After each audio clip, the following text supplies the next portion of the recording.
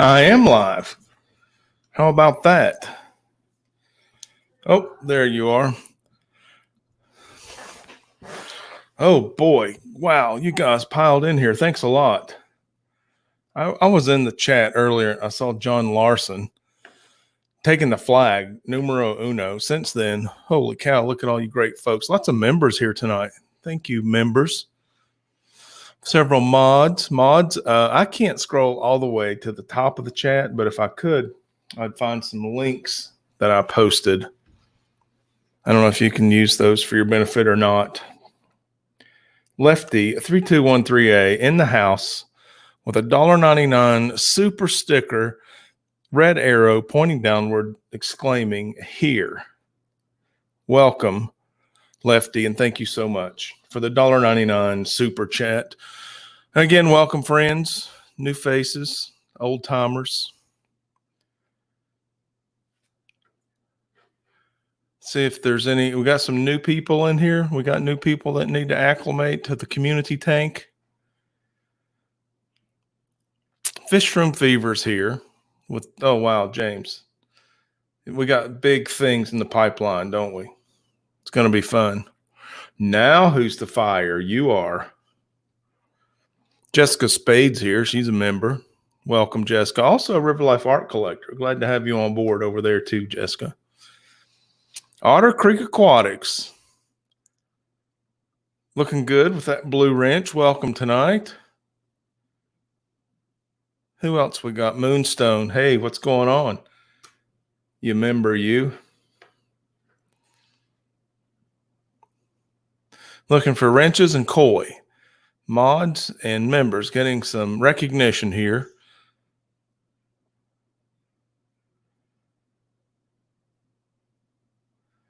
The Zen Ginger. Mod extraordinaire. I'm glad you're here. Thanks for being here, the Zen Ginger.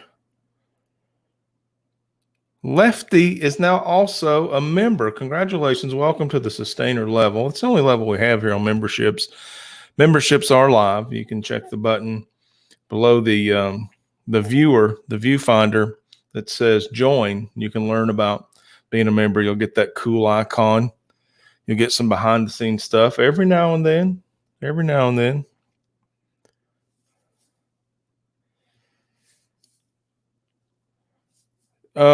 Yeah, I hope you didn't lose a lot of seniority there, Lefty, if it didn't auto renew on you. Sorry about that. Welcome, right? Someone said, hello, John. Hello, John.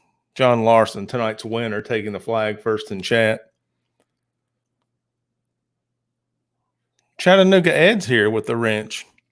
I saw Chattanooga Ed without a wrench, and I thought, didn't I mod him? And he was just on the wrong account. So now he's here in full colors. Welcome, Ed. Also sporting the koi flag as a member. Glad you're here, Ed. Frankie Fins, we did ring. I'm glad you answered. Thank you for answering. Mr. Fish, sir. Hello, hello. Saw your name somewhere else, Mr. Fish, sir. One of the Facebook activities that the Community Tank has going on. By the way, just before airtime here, the River Life Community Tank Live Facebook group, up to 334 members. Way to go, guys. If you're not a member, check it out over there. We post lots of cool things. 99.9% fish related, but I did post something about one of my beautiful daughters last week. So there's that. But that's a place where we can all hang out, have fun in a safe environment, bend the needle toward the good, bring all of our goodness, put it on a buffet of options. If we want it, we take it. If we can share it, we share it. If we don't like it, we don't spit. That's the Facebook group over there, River Life, Community Tank Live, 24/7. Here we get to spend an hour or two a week, sometimes 3.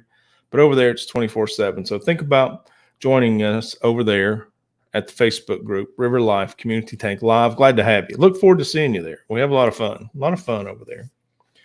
We also have the River Life Art Facebook page happening. You guys have rocked that so hard. Thank you very much.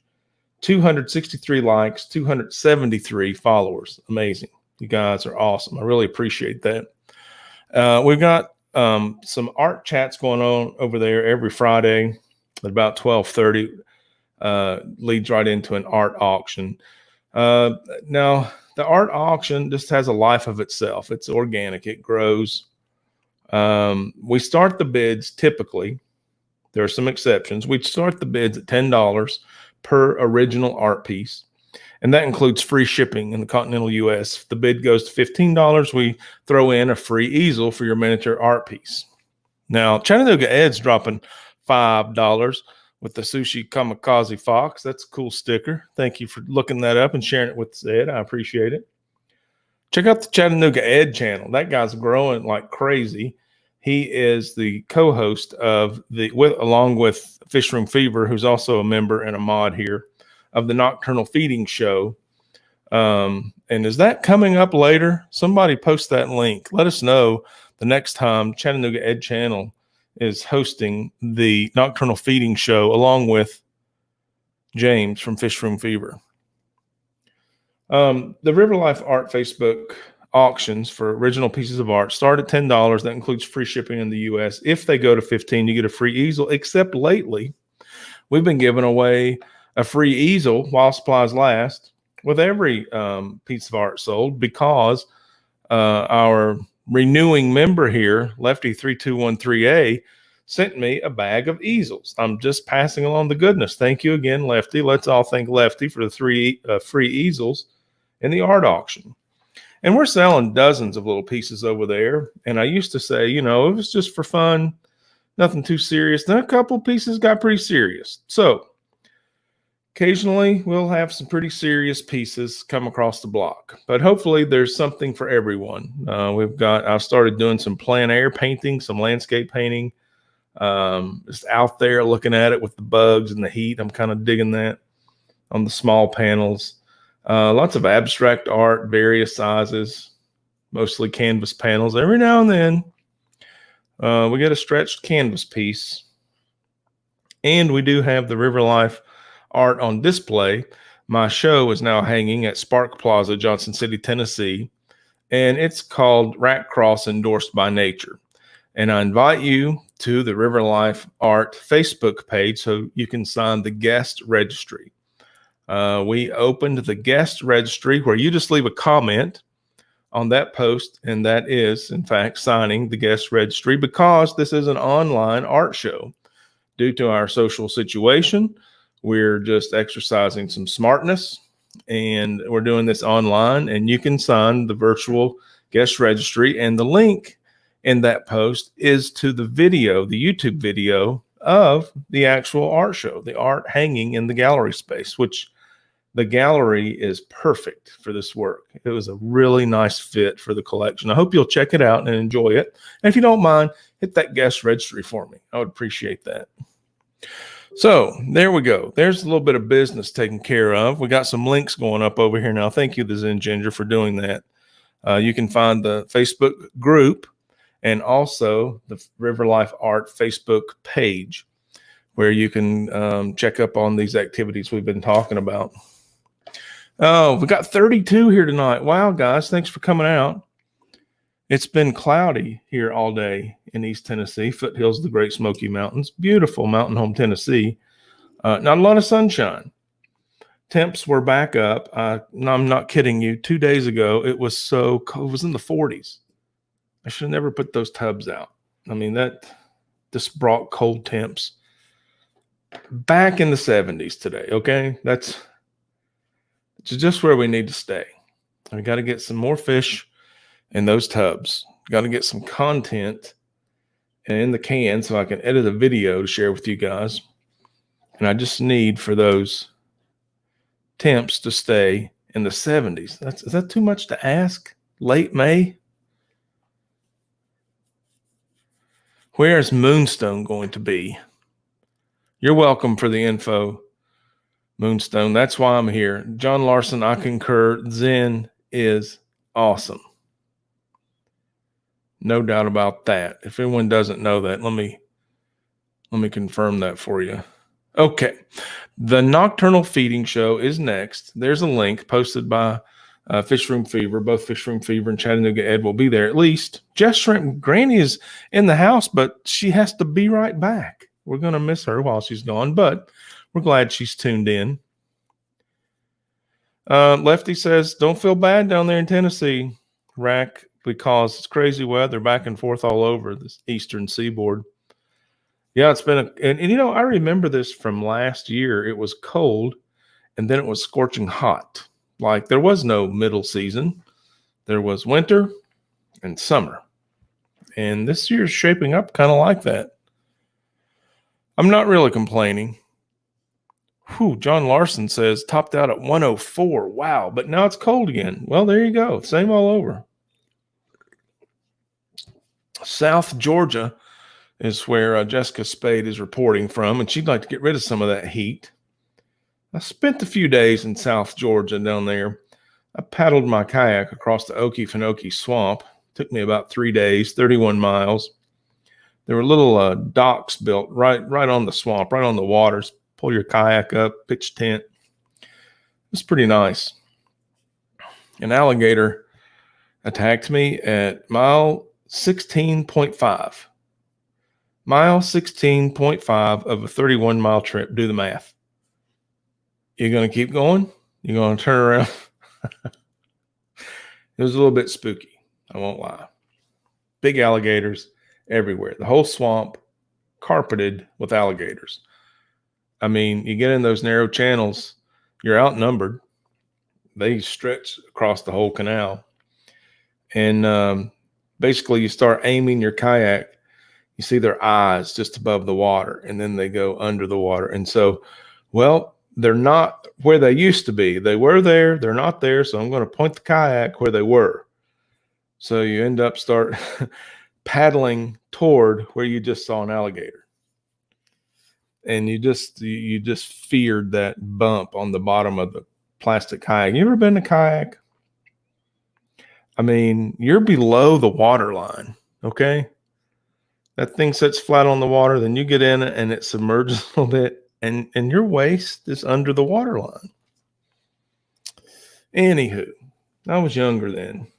I'm more experienced now. Fortunately, I did not get hurt, Ed. The terra firma there along the swamp is not really firma. It's more like floating paddocks of vegetation with beautiful wildflowers and carnivorous plants growing all over the place. It's absolutely phenomenal. And those alligators get up on those floating paddocks and they spread their weight across them so they don't sink or fall through, and they're able to nest on those. And I guess the noise of the kayak paddle coming through the canal caused it was in April, and you have to book the water trail in advance. So it's just your party that day. Like no one's coming until tomorrow. No cell communication. You're in the wilderness. You get a good dose of it. So this nesting alligator that I disturbed started running across the paddock, and I heard it and I looked up because I'd been jumping sandhill cranes. So I was looking for the sandhill crane and I didn't hear it, but yet I kept hearing the rustling.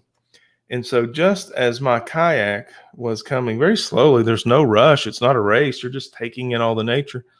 So I'm going down the canal, and then off of this paddock, this very angry female, apparently alligator, comes off her nest with her mouth open and leaps off the paddock toward my kayak. Okay. This is a narrow canal. Think creek. And I'm total and immediate adrenaline. I don't have time to get scared. I don't feel any pain. All I know is fight or flight, and I'm in a kayak in a swamp, and flight is not an option. So just instinctively, I drew back my paddle, thinking if I get my paddle in its mouth, it will close its mouth. And I'll figure the rest out after that. But I don't need that alligator with its mouth open in my plastic boat. So it was a big alligator. It was 10 foot plus big mama. Its head was probably 15 inches wide. I could see Oh, a lot of that light colored mouth, those teeth. And so I drew my paddle back, and her last effort, as she was airborne, and her last leg on the paddock pushed off, and she went sideways and went under the water right beside my kayak. Like, she turned her body like she was just trying to scare me out of there. She didn't really want a confrontation. She did a good job. She did a good job of scaring me out. But when she went under the water, her wake rocked my kayak. She was right at it. And I was scared. And so I don't know if you guys are familiar with the name brand Evinrude, but that's what I looked like with that paddle getting out of there.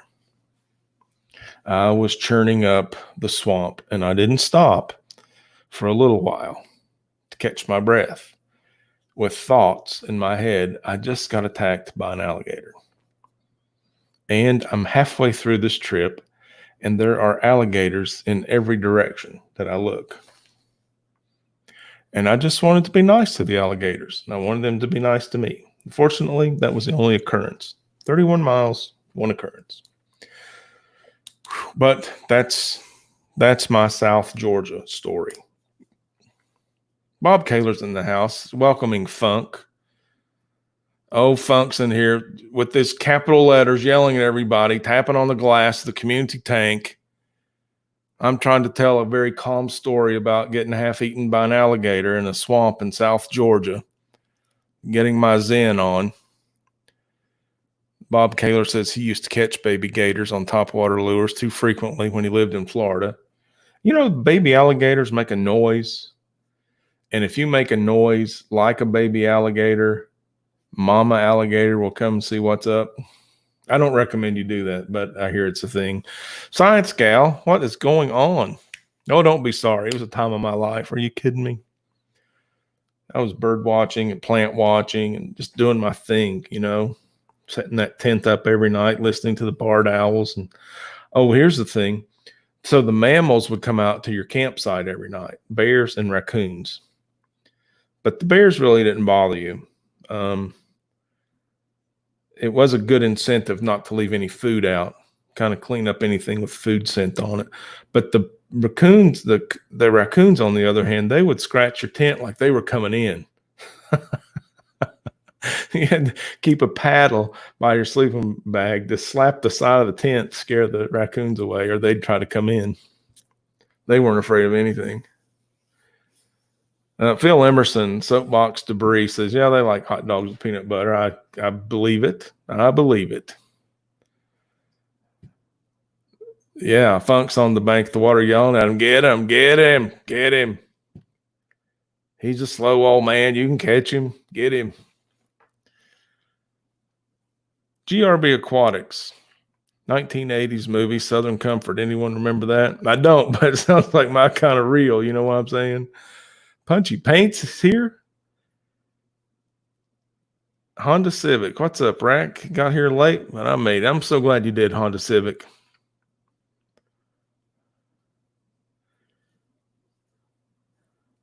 That's right, Phil Emerson. I'm also AKA Rack. And I miss Pam. Oh, we got a super chat in the house. Thank you so much. The Fish Tank Barn, my buddy Mike over there donating to the Raccoon Defense Fund. You can never have enough money in your Raccoon Defense Fund, so I appreciate that, Mike. Thank you very much. If you haven't checked out the Fish Tank Barn, you got to get over there. So many cool things happening. And not only inside the Fish Tank Barn, but this guy's also an outdoor fish tubber, which you guys know that I am, and I can't wait to get some of that going on and to share it with you guys. So thank you, Mike, for the super chat. I appreciate that. You guys be sure and hit up the Fish Tank Barn over there at his channel. Yeah, I did, Pam. I'm sorry. I missed you. You've been here since the beginning, and I missed you. It's my bad.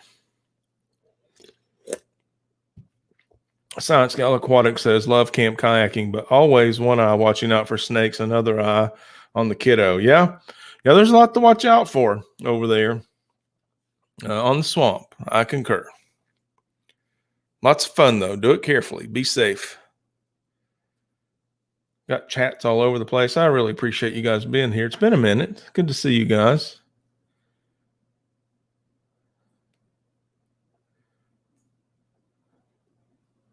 I think I'm just skipping through chat, and just so you know, I'm at the bottom. I'm at the bottom of chat. So if you had a question and I missed it, go ahead and re-ask it. I'm sorry about that. That was a good story, though. I liked telling it. It is 10:50, 20 minutes in. I haven't even mentioned fish, shrimp, and snails concerning a cleanup crew. So thank you guys for being patient. 40 of you here now. I really appreciate that. We are going to talk about aquarium cleanup crews. And so this is a popular subject. We've talked about this for a long time in the community, and it's helpful. It's beneficial. It's good information. We can rehash it as old timers and veterans of fish keeping, and then the new people can listen to us talk and make their own decisions or maybe get some new ideas. Jessica Spade said, "You're a great storyteller." Well, thank you, Jessica. Angela Cross is in the house. Love hearing Rack tell stories. Bless her heart. That's River Wife. She has heard every one of these stories so often because I do love telling them. We'll get in a conversation, and before you know it, I'm telling another one of those old stories again. So thank you, honey, for saying that you love hearing me tell those stories. And if you have a favorite River Wife, you let me know and I'll tell it. Maybe.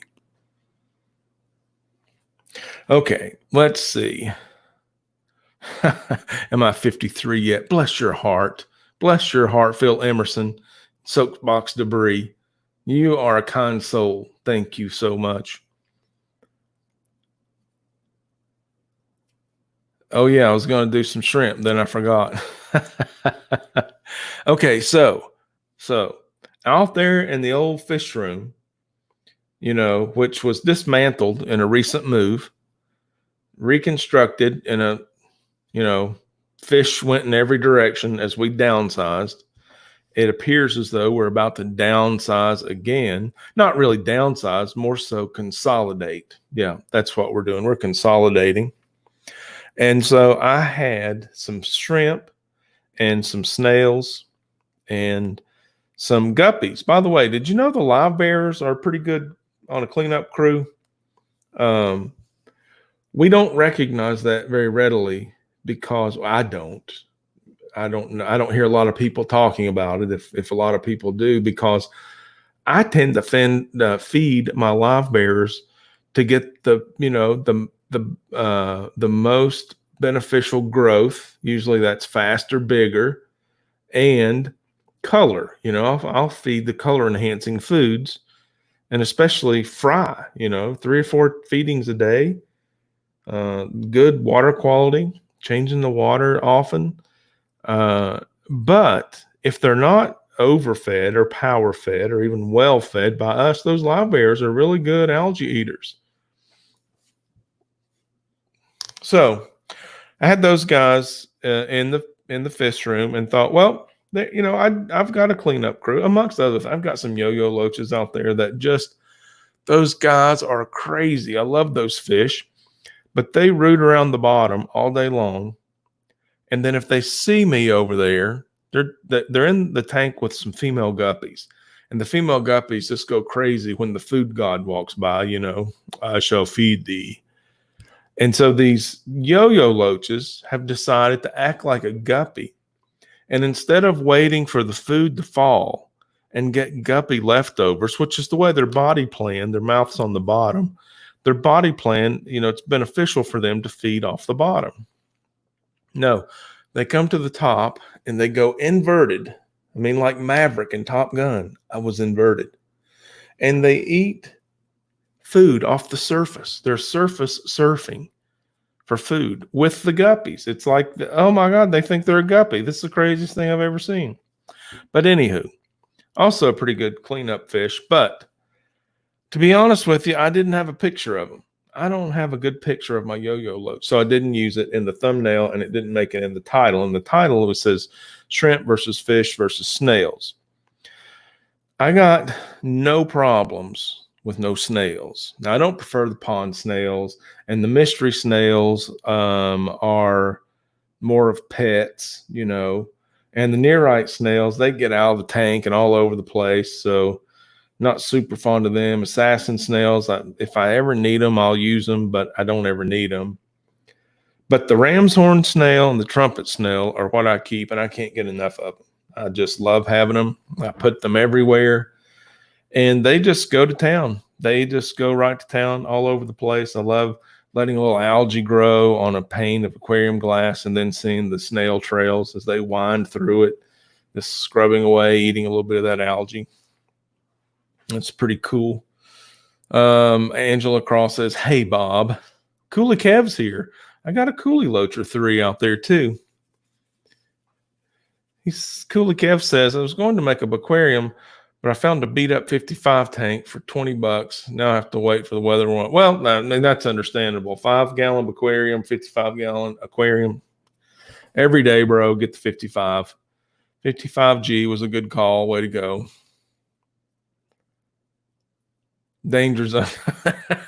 That's right, Moonstone. Begging me to touch and go. I'm going to buzz a tower here in a minute.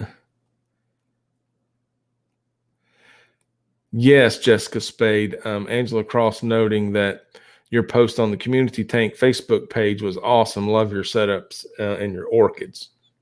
I do too. Thumbs up. Way to go. That was beautiful. I think I was jelly. That's what I was when I saw that. That was so cool. Jess Shrimp Granny is back. She's here because I put shrimp in the thumbnail. We better talk about some shrimp or Jess will be mad at me. Yeah, so I did a video of a 5-gallon aquarium. How you can have an aquarium in a 5-gallon bucket? And I do. I've got more than one, and I've had them years. I love using a 5-gallon bucket as an aquarium, and I think it's a neat project for anybody who wants to try out fish keeping. And we've talked about it on this live stream before, the number of fish that are good for a 5-gallon capacity, the number of fish that have a cool dorsal view, the number of fish that are live bears, egg layers, bottom feeders, top feeders. It's just a cool project, even a beginner project. So check out my video on the 5-gallon aquarium, the 5-gallon bucket aquarium, which I call the aquarium. Check that out. I set one up, did a video, put some cherry shrimp in it. So the other day I'm in the fish room. I pinched the air line so the bubbles stop coming out of the filter and I can see through the surface of the water. Lo and behold, I have a green sponge on an air filter in this aquarium, and there were the tiniest shrimp all over this little sponge of the sponge filter. So some were like approaching a quarter of an inch. If you've ever raised these freshwater shrimp, you know they're tiny. I never saw, looking at the dorsal view, I never saw a female that was buried up. But if you recall, I did an unboxing when I got these shrimp, and it was months ago. It was like December. So I know that this spawn is not from shrimp that arrived here buried up. These are shrimp that both bred and spawned in the aquarium. So they're checked off the list, bucket bred. But anyway, some were about a quarter of an inch and others were just near microscopic. If they hadn't have moved and swam around on the sponge filter, I wouldn't have even seen them. So I'm thinking, I don't know that much about shrimp. Do all the eggs hatch at nearly the same time? Is it 1 or 2 days apart? Do the very young shrimp fry, the shrimplets, grow exceedingly fast? Because it looked as though there was such a tremendous size difference. It could have actually been 2 clutches. And what I'm thinking is the aquarium in the fish room sits on a concrete pad. It was a garage, and we just got the wall finished in the fish room. I've shown you that a couple of times on the last couple of live streams. So it was, I had a space heater in there, but didn't bring it up to room temperature. Just kept it, in the 50s on a cold night. We aimed for 75 during the day, and then when it dropped to 0, we wanted to keep it up around 50. So, and then the photo period, because the top panel and the garage doors are glass, I think the extended light from the photo period and the increased temperatures just signaled those cherry shrimp to spawn in the unheated 5-gallon aquarium. And lo and behold, we got them all over. Just Shrimp Granny says it sounds like 2 clutches to her also. So, yeah, we've got that going on. So I'm going to have some cherry shrimp to spread out into some community tanks that eventually will be consolidated back into one larger tank. That's the direction we're headed. And so that got me thinking about the cleaner fish, the cleanup crew. And what else did I have? And the snails, I've always used the snails. Prior to having enough shrimp to spread around, I did have enough snails to spread around, Malaysian trumpet snails and ram's horn snails. I got the goldfish. The snails don't do too well in the goldfish tanks. They goldfish like the snails too. So, by the way, goldfish as a cleaner fish. I saw an aquarium co-op video where Corey was recommending the goldfish as a cleanup fish. Lo and behold, makes a lot of sense if you think about it. You can check out his video if you want to. I don't want to misspeak. I remember I was really taken by the information, but I didn't take notes or memorize it well enough to share it with you. So I'll just let you know that Corey did a video on the Aquarium Co-op channel where he mentioned goldfish as part of a cleanup crew. It's pretty cool. So these shrimp, I love filming shrimp because they're so frenetic. They move all the time. They're either moving across the aquarium, or if they're sitting still, if you get a close-up, their legs are moving, and they have a lot of legs for an invertebrate. They're just go, go, go. And they're eating all the time. They're eating, they're cleaning the plants, they're cleaning the substrate, cleaning the rocks, just whatever they can pick off of it. So talk about a wonderful cleanup crew. And those cherry shrimp are supposed to be prolific. Once you get them going, they don't slow down, is my understanding. So the shrimp, #1 cleanup crew member. It's 11:02. We're 32 minutes in, 45 people watching. If you disagree with that last statement, it's okay. It's okay. I'm not trying to knock your favorite cleaner fish off the top of your list. I'm just giving an opinion. I'm just a guy on the internet giving an opinion.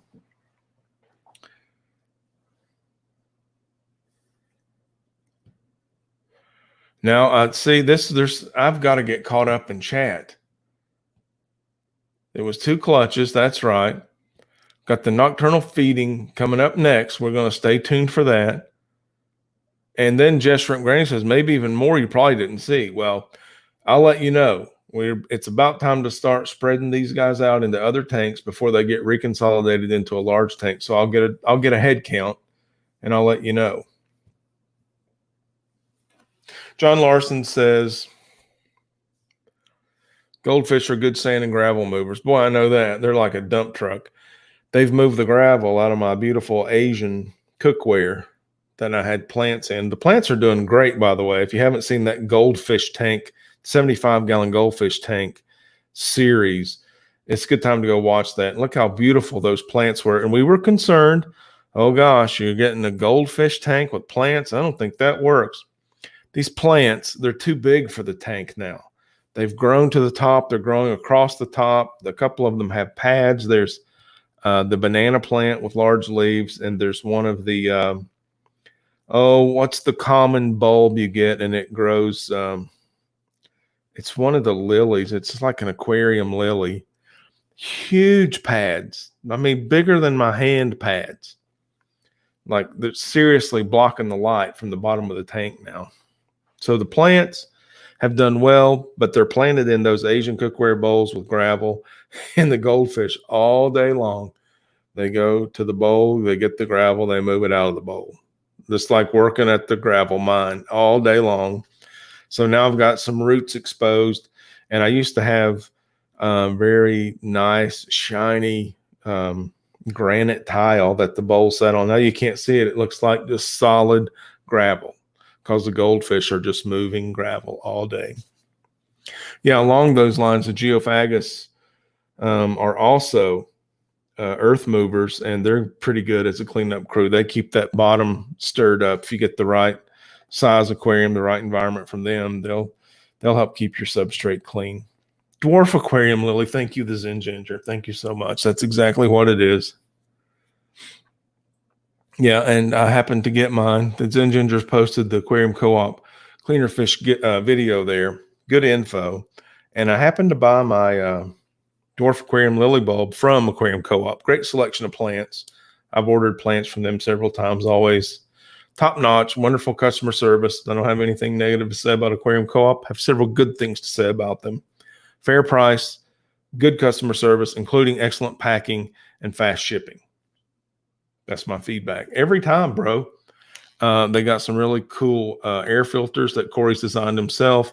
The sponge filters in different sizes. I've got several of the USB air pumps. 1 or 2 are still in use right now. Love having those. And the battery packs for emergency. Perfect. Mr. Bristlenose Pleco. Yeah. Joe Coffee says shrimp are great. By the way, thanks for being here, Joe Coffee. I appreciate your comment. Shrimp are a great scalpel. Yeah. Just surgical tool, but sometimes you need a hammer.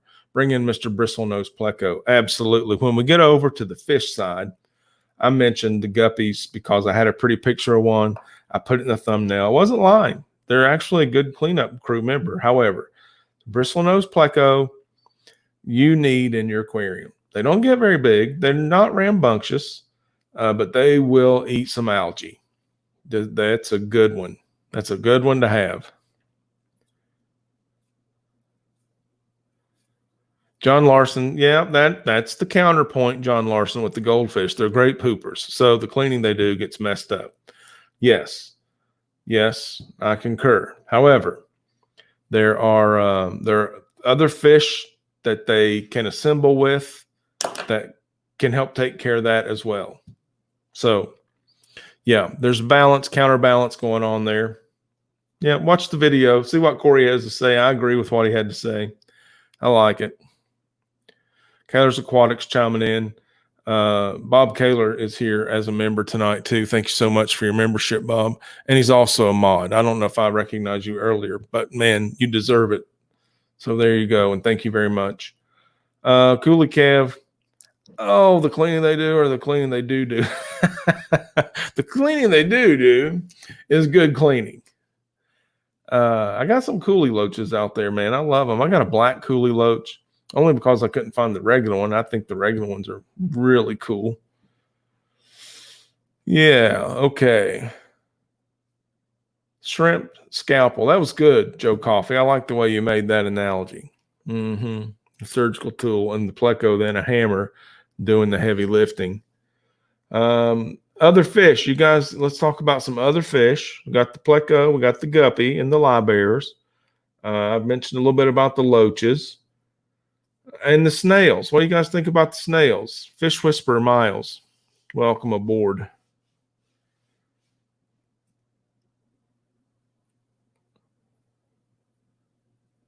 Oh, yeah, the plants are really digging the water quality improvement by the goldfish. They have exploded. And I love it. Now, listen. I would be remiss right now if I didn't tell you that those long, fragile leafed Ponagetans that I have in there, I forget even which one they are. It's a real contorted leaf. It's not the lace leaf, but it's light green, contorted leaf. Beautiful. There's a few of those leaves that have been stripped. You can see the filaments that remain of a few, but the plants are still thriving, sans a few leaves. So that they did nibble on some leaves. They just didn't destroy any plants. Oh, yeah, that's it. The Zen Ginger keeping me right on track tonight. Thank you so much, Mandy. That's perfect. The Ovaceus, Ponageton. Now I got those from several places. I want to say I got some, not the ones in the goldfish tank, but I got some giant Ponagetons from Green Oasis Farms. Michael Eugenio, Paul Eugenio, Chris DeSalvo, great guys. Check out Green Oasis Farms. And I got a couple of bulbs from Jacob's Aquarium plants.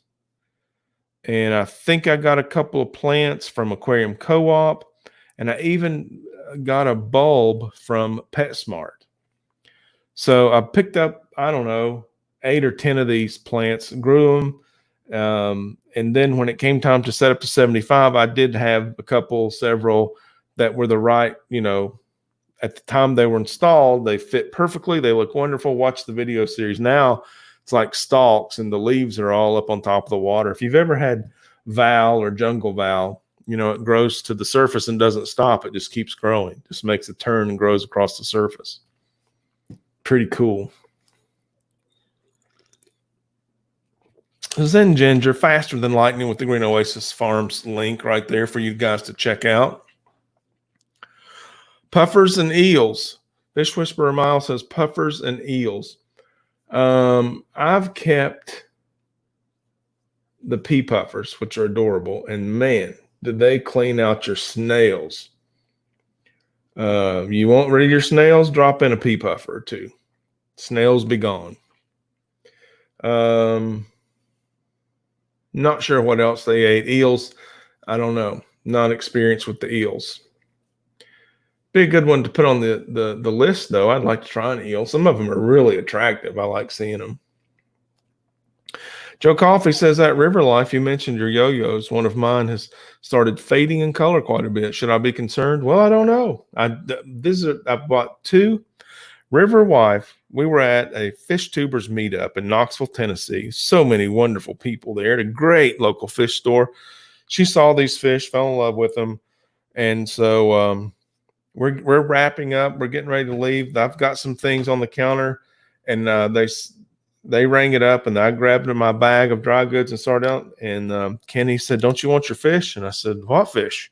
And he pointed at this bag, and there I had 2 bags of fish, and I looked at River Wife, and she smiled. "Oh yeah, let me get my fish." And so we came home, and we had a couple of yo-yo loaches, and she told me they're just so darn cute. She had to get a couple of yo-yo loaches that our grow out tank needed some help there with the cleanup on the bottom, and we had corridors in so many tanks. We haven't got to talk about them yet, but one of my faves for sure. So we got the yo-yo loach, and these guys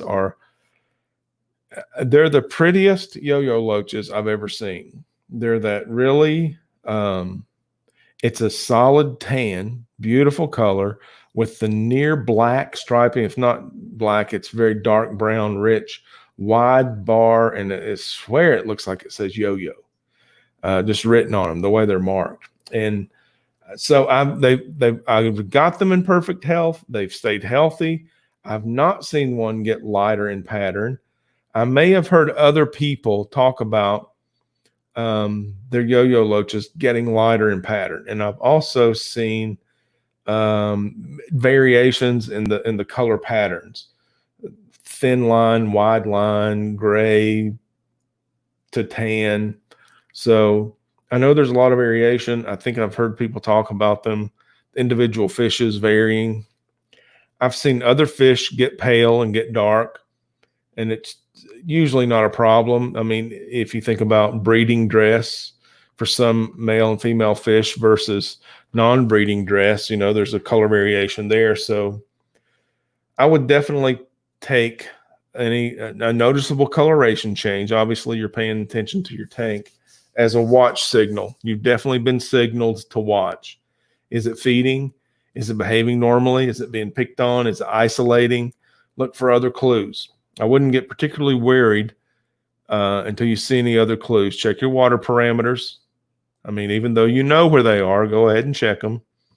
Do a water change just for good measure. Do what you do.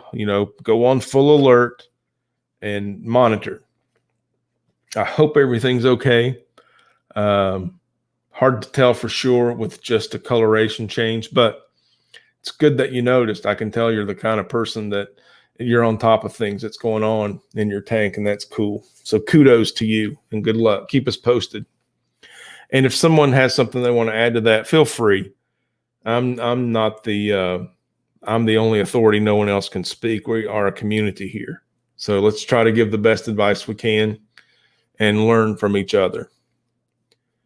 Okay. Eels don't bother snails. So there you go. There's something compatible with the snails. Thank you for that, Bob Kaler.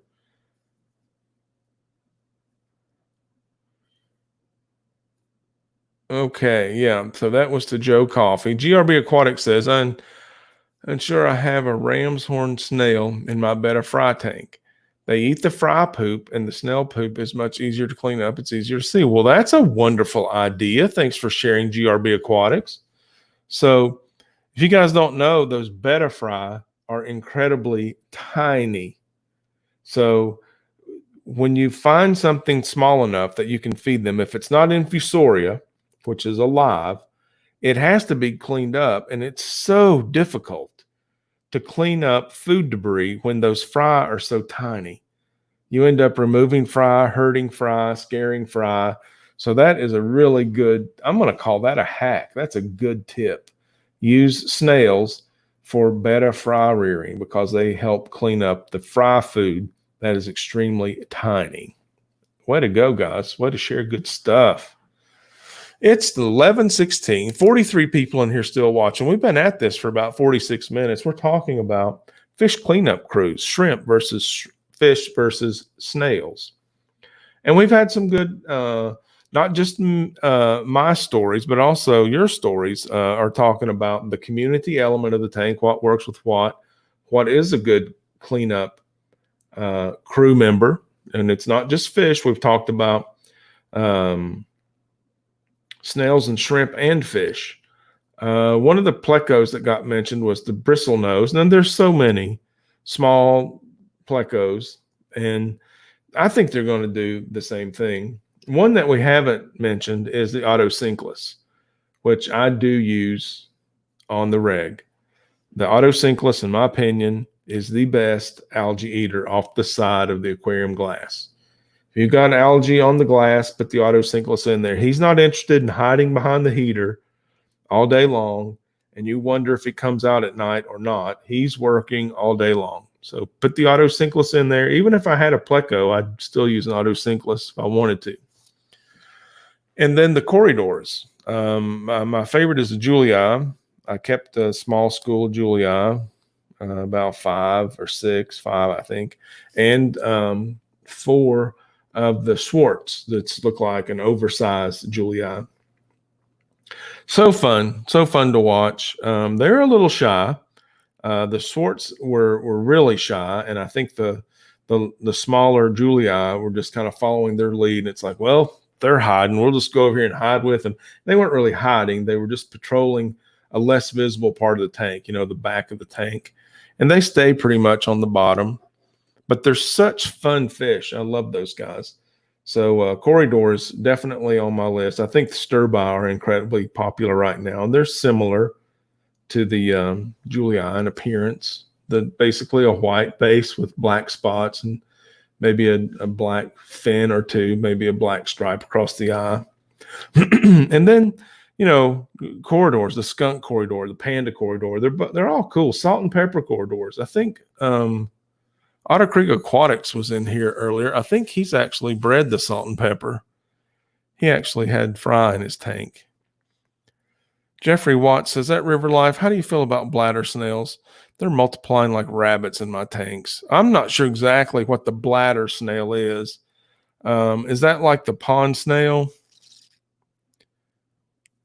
Just Shrimp Granny says, Julii are my favorite too. They're just awesome is what they are. Cooley Cav sounds off on the bladder snail question and says, for me, bladder snails have only been extremely beneficial. Well, there you go. There you go. And Joe Coffee says, at Jeffrey Watts, usually multiplication will settle down when there's not a food surplus. Well, and there's a tip. So if you're getting overrun by snails, you might want to check up, and maybe not just bladder snails. I found this true of trumpet snails too. May want to check up on your food, making sure all your food's being consumed. And typically when I do that, I don't feed fewer times per day. I don't eliminate a feeding. I just put less food in per feeding. Jessica Spade asked Angela, there is one koi in there with the goldies, and I think he taught them bad habits. Jessica Spade has a rogue koi, and he's teaching the goldfish all the bad habits. You got to watch out for those guys. Fire eels sound cool. Mr. Fish Sir is rocking some panda Cory fry right now in his community tank. That's good to know. You doing anything special, Mr. Fish Sir, to make that happen? You got some cool water parameters, or you're just keeping a community tank and these guys decided they like it there? How many do you have? How big is your school?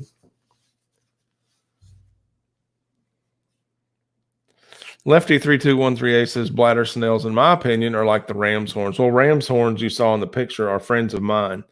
They do a good job. They don't overeat on the plants.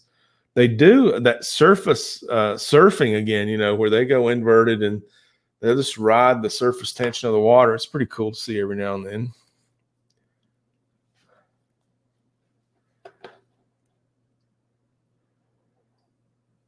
Okay, so and Jessica Spade says the bladder snails are the only snail I can get to live in the one tank I had to treat for hydra, so they get to stay at my house. So we're finding benefits, you know, niches. Everything has a purpose. Everything has a place. You know, if it's not for you, move them out of your tank.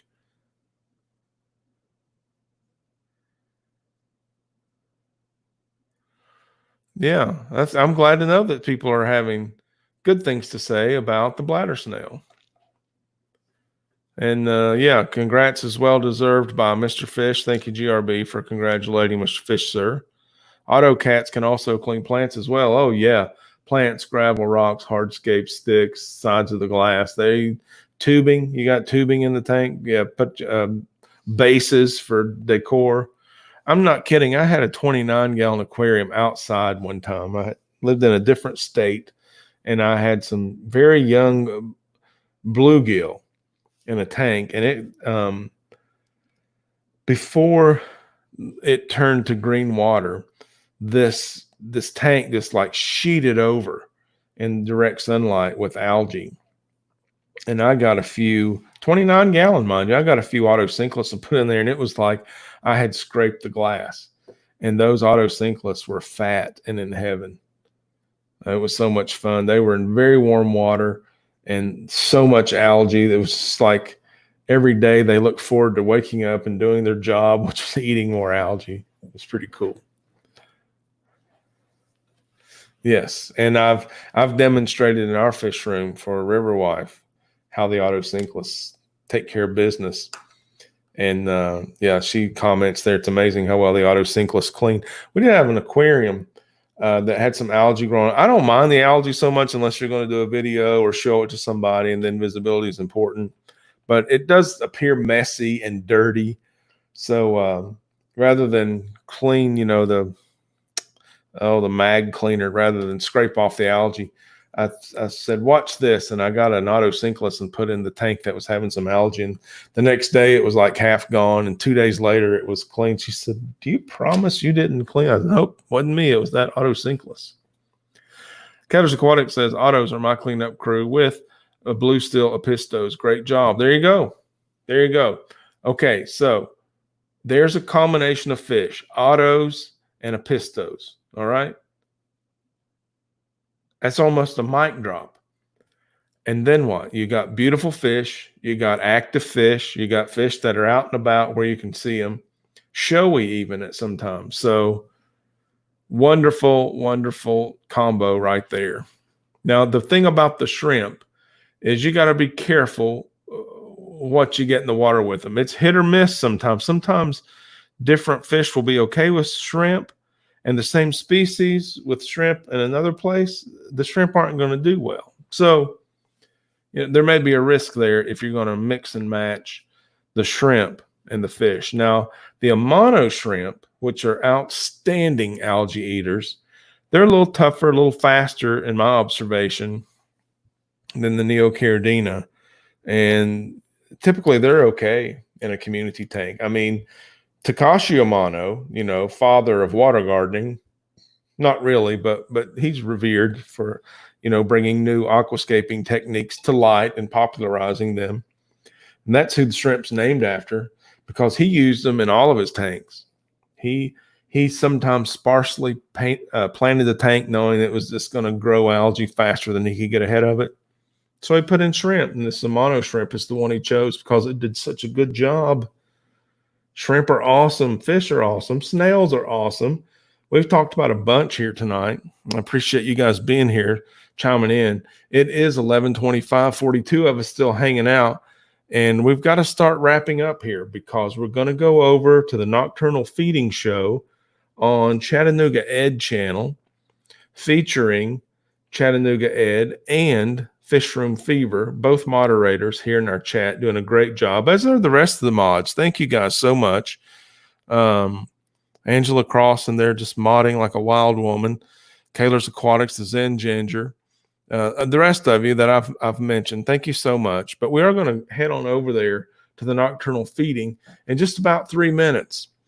And typically we go over there with a hashtag so they know that we're coming from right here at the River Life Community Tank Live stream.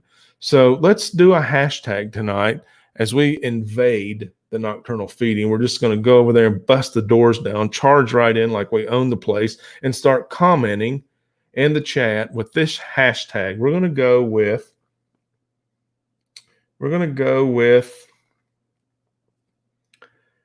hashtag shrimp. That's it. We're going to go with hashtag shrimp. And we're going to sound off loud and clear. All right. Right here, GBR Aquatic says we got 41 watching, 41 likes. I can't see the likes. So thank you very much for the likes. I appreciate that. If we get 50 likes, the algorithm trips in our favor a little bit. I learned that from Aquafunk himself. Thank you very much for sharing that with me, Funk. So 50 likes is always awesome. We're 9 away from that right now. We've got a lot of business taken care of. I do want to invite you over to the River Life Art Facebook page so you can sign the guest registry of the online art show. You can see art like this and other pieces that will be for sale. An upcoming release will include a catalog with prices. You can buy those paintings if you like. We do have some art on sale right now. River Life at Etsy, River Life Art on Etsy. These prints are available. Some of these are reserved for Patreon. You can check out River Life Art on Patreon as well. We do have the link there by the Zen Ginger. We've got 2 minutes left. We've got a link over to the Nocturnal Feeding live stream. So thank you for doing that, the Zen Ginger. Please sign the guest registry. This is an online art show. If we don't talk about it online, nobody's going to talk about it. The weird social situation. This is how we're doing. This is one of our adaptations. This is how we go forward. It's online. There's a video. You can see all the work of the art show. It's on YouTube. It's on this channel. The thumbnail says Aquarium Art. There's a guest registry you can sign saying you've been there. It's on the Facebook River Life Art Facebook page. So here's my recommendation. Closing minute. We're in the last minute. Go to River Life Art Facebook page. Look for the post that starts out guest registry. Go down and leave a comment on that post that is signing the guest registry. Then click the link, and the link is the online art show. So there it is, very concise. Go to Facebook and find River Life Art page. Capital letters at the top of the post says guest registry. Comment on that post that's signing the registry. Hit the link. You'll be taken to the online art show. The title of the art show is Rack Cross Endorsed by Nature, straight out of fish tank inspiration. The art show, most of the works represent tropical fish. All of the work inspired by my love of nature and especially fish keeping. So it's our hobby on display at Spark Plaza, Johnson City, Tennessee. You can see it for free. The online art show. Find it on the River Life Art Facebook page. Sign the guest registry. Check it out. Let me know what you think. I love doing that kind of thing. I love sharing it with you, building community, however we're able to, helping each other help each other, jumping up on that needle and bending it toward the good. We're going to keep on doing that, but right now it's 11:30. We're going to get out of here and head on over to the Nocturnal Feeding live stream with the hashtag shrimp. I'm going to see you guys over there. And until the next time, why don't you get out there and see it, love it, and live it?